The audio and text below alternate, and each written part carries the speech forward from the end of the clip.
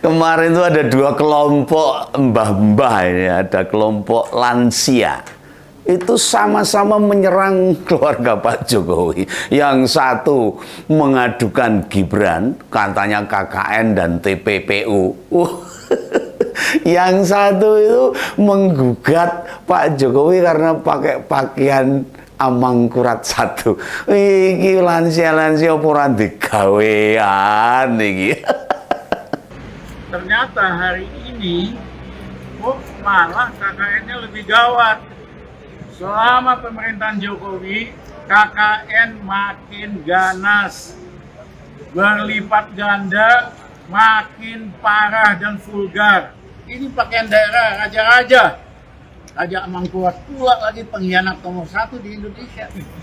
Itu kan baju topi Raja Amangkurat. Amangkurat 1 pengkhianat paling besar.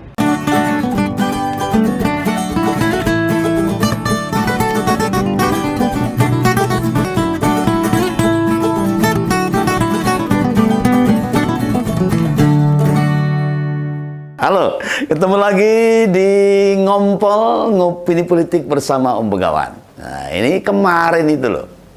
Om Begawan lihat video para lansia itu melampah-melampah. Bahasa Jawanya itu jalan kaki itu. Saya kira mau ke posyandu lansia. Oleh ternyata itu ke KPK. Ngopo idoan ini.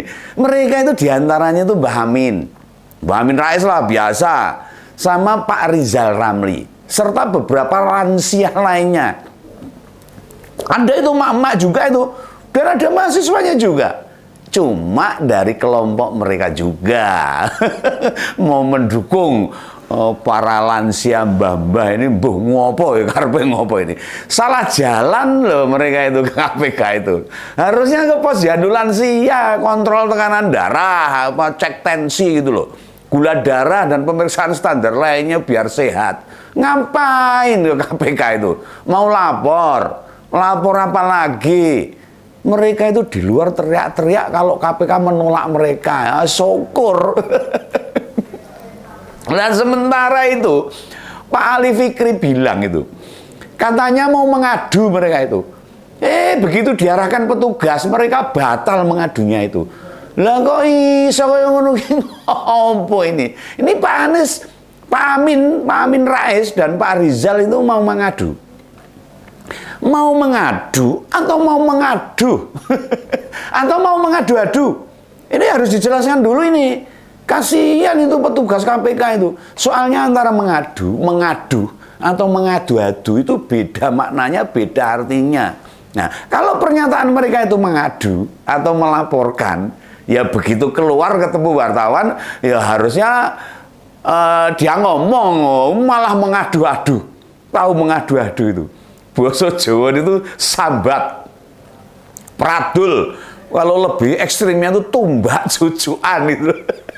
Nah cerita, kalau mereka itu tidak diterima di KPK itu. Nah, jika di cross check sama keterangan Pak Ali Fikri, itu juru bicara KPK. Itu mananya malah mereka itu mengadu-adu, narungke gitu loh. Benturke lah. Antara fakta dengan cerita para lansia itu berbeda.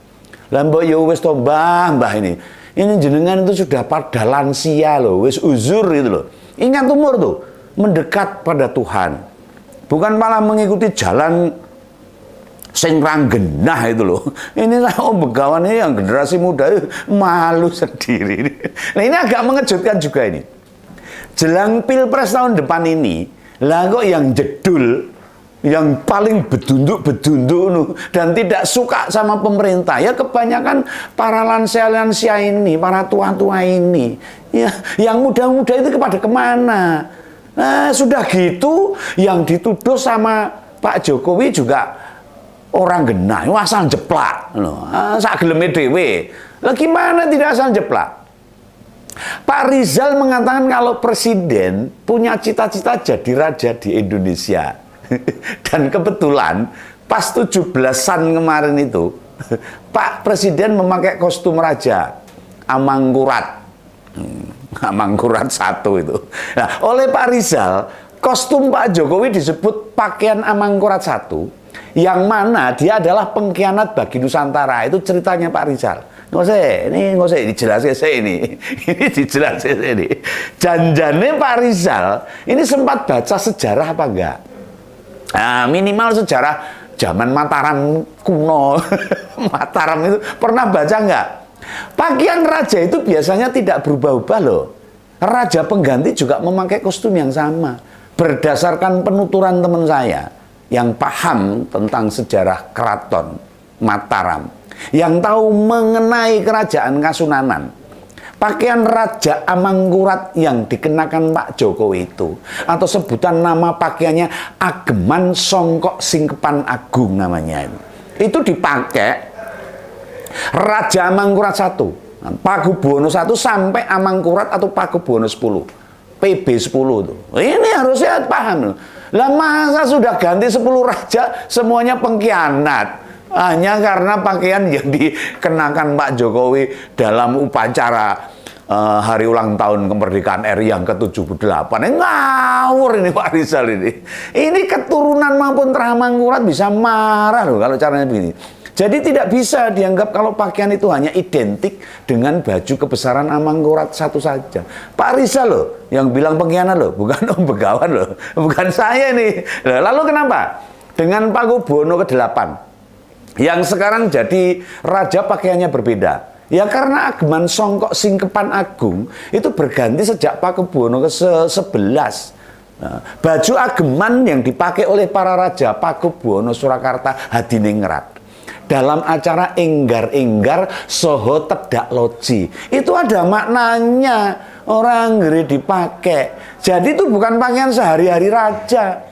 Pakaian tersebut biasanya digunakan raja ketika enggar-enggar Soho Tedak Loji itu keluar dari keraton dengan menaiki kereta kuda, diikuti dengan perangkat keraton dan abdi dalem untuk terjun langsung melihat kondisi kawulo atau masyarakat. Itu kalau sekarang Pak Jokowi itu belusuan. Dulu sudah ada itu raja-raja itu belusuan. Namanya enggar-enggar dan Tedak Loji. Memangnya kemarin Pak Jokowi naik kereta kuda sebelum pacara. Ini pada lihat nih, kedatangan Pak Jokowi enggak nih pakai kuda nih. Ini parah ini Pak Rizal ini ciloko tenan ini. Lah Pak Rizal masa pakai kostum sekali juga dibilang kepengen jadi raja. Lah hubungannya di mana ini? Ini budaya ini. Aneh-aneh aja nih Mbak Rizal ini. Selansia orang gendah gitu loh. Kita ini contohnya kita tuh di lampu merah. Kadang lihat orang loh pakai kostum Spiderman, Batman, Doraemon atau Silverman. Badannya dicat silver semua itu, atau Gatot-Kaca dan lainnya. Ya mereka kan nggak berubah jadi superhero seperti itu. Lah kalau sudah pulang ke rumah ya jadi orang biasa lagi. Lah memangnya Pak Jokowi sering pakai kostum Raja Amangkurat. Nah, tahun-tahun sebelumnya pakai pakaian adat yang lain loh. Nah, kalau tidak disebut macam-macam, kenapa sekarang teriak-teriak Pak Rizal? Loh, dulu pas jadi menteri Pak Jokowi jenengan diem aja loh, nengai loh, orang nyinyir loh. Nah, sejak tahun 2014 sampai sekarang, setidaknya sudah 9 tahun. Apa yang sudah berubah dari Pak Presiden Jokowi? Makin sombong, makin otoriter, atau makin anti kritik? Sudah tidak mau belusukan lagi? Ya enggak toh. Masih sama kayak waktu jadi wali kota pertama kali di Surakarta. Lawang jelas kok. Ini jelas-jelas masyarakat puas dengan kinerjanya Pak Jokowi. Lebih dari 80% kepuasan masyarakat itu tertinggi seluruh dunia bagi kepala negara dan kepala pemerintahan. Ini Pak Rizal bilang hatinya katanya cuma untuk oligarki Pak Jokowi itu. Kebijakannya bikin miskin, tindakannya bikin susah. Itu yang mana yang dilakukan oleh Pak Jokowi? Kalau bikin kalian para lansia, mbah-mbah yang kemarin ke KPK, ini mungkin loh, nggak mudah dapat proyek. Ya itu karena di pemerintahan sebelumnya berbeda. Sekarang ini duit negara dikelola, dijaga, digunakan untuk meningkatkan kesejahteraan rakyat. Bukan dibagi-bagi ke orang dekat. Enak aja nyebut Pak Jokowi bela oligarki. Sebutkan siapa yang oligarki yang dilindungi oleh Pak Jokowi. Bisa enggak? Tega-teganya panjenengan itu bilang begitu.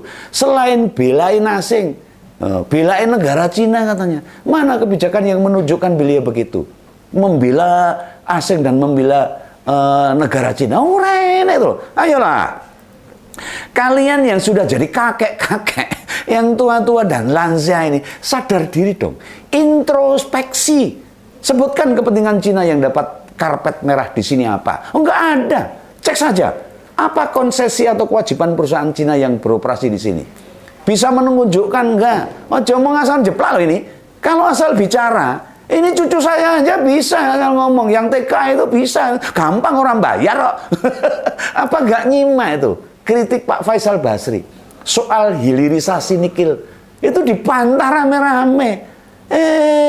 Gak ada bantahan lagi dari Pak Faisal itu. Ya karena bantahnya bener.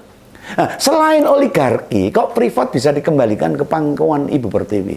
Lu bantuin dong, oligarki kok Blok Mahakam direbut kembali. Mementingkan oligarki kok Petra dibubarkan. Ya berarti Pak Jokowi enggak membantu, enggak melindungi oligarki. Ini gimana ini? Dapat untung dari oligarki kok Blok Pasela sekarang diurus Pertamina. Pak Jokowi nggak dapat apa-apa. Apanya yang dibela oligarki? Kalau begitu, kan nggak ada. Mikirnya itu rakyat goblok apa begini. Termasuk begawan ini udah cerdas ini. Nah, yang mudah dihasut atau diadu domba, diprovokasi, dipanas-panasi begitu. Nggak ada sekarang, masyarakat udah pinter. Katanya mau menggerakkan people power. Mana hasilnya? Mana rakyat yang turun ke jalan? Jangankan rakyat, mahasiswa aja nggak mau ikut kalian loh. Apa gerakan Pak Amin Rais, Pak Rizal, Pak Ubidillah, nggak ada kan? Ya cuma segitu-gitu aja. Pindah dari satu tempat ke tempat lain, nyirin keluarganya Pak Jokowi. Lalu Mbak Amin bilang apa? Malah menghina presiden kita itu. Kalau nama Jokowi itu bukan Jokowi Dodo, tapi Jokowi Rang. Wah, ngawur ini. Alias Joko yang memalukan. Ini kata-kata mbah-mbah loh nih. Orang jadi teladan malah sakarepe dhewe. Pendiri Partai Umat ini meminta presiden tidak mentang-mentang. Dan rakyat sudah marah. Kapan rakyat marah itu? Kapan Pak Jokowi mentang-mentang? Apapun yang dipertahankan akan jebol katanya ini. Ini mesake banget nih Mbah Amin ini. Mesake banget ini. Saking nggak bisa berbuat apa-apa. Mengancam-ancam juga nggak jelas. Rakyat mana yang marah?